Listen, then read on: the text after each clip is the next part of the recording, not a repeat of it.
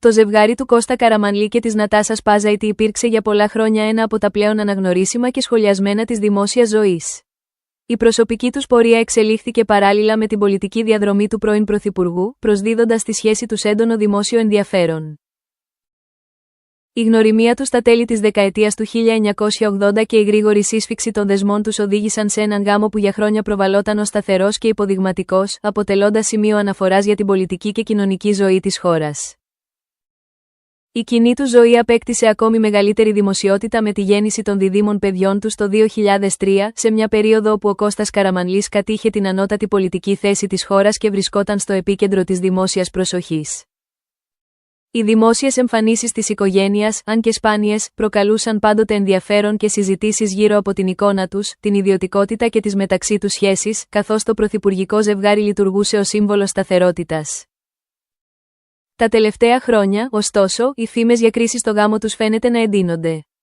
Παρότι δεν έχει υπάρξει καμία επίσημη επιβεβαίωση, δημοσιεύματα και ανεπιβεβαίωτες πληροφορίες δημιουργούν ένα κλίμα αμφιβολίας γύρω από την προσωπική τους κατάσταση.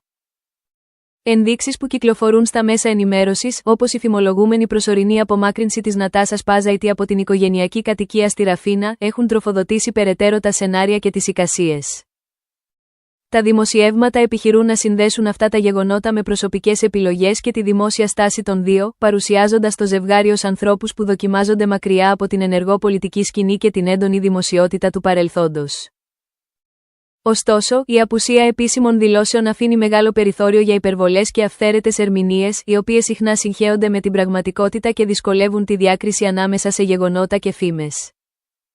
Την ίδια στιγμή, η δημόσια παρουσία της Νατάσας Πάζαιτη φαίνεται να αποκτά μια νέα διάσταση.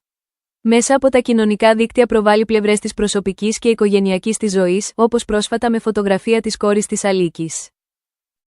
Το στιγμιότυπο αυτό, σε συνδυασμό με τη φράση My Sweet Alice, δείχνει μια προσπάθεια επαναπροσδιορισμού της δημόσιας εικόνας της, από τη σύζυγο ενός πρώην πρωθυπουργού σε μια αυτόνομη γυναίκα που εκφράζει τη μητρότητα και την προσωπικότητά της. Οι δημόσιες εμφανίσεις της, όπως εκείνη σε εκδήλωση του Συλλόγου Ελπίδα, φανερώνουν επίσης μια διάθεση εξωστρέφειας και επανεμφάνισης στο προσκήνιο, έπειτα από περιόδους σχετικής αποχής από τη δημοσιότητα.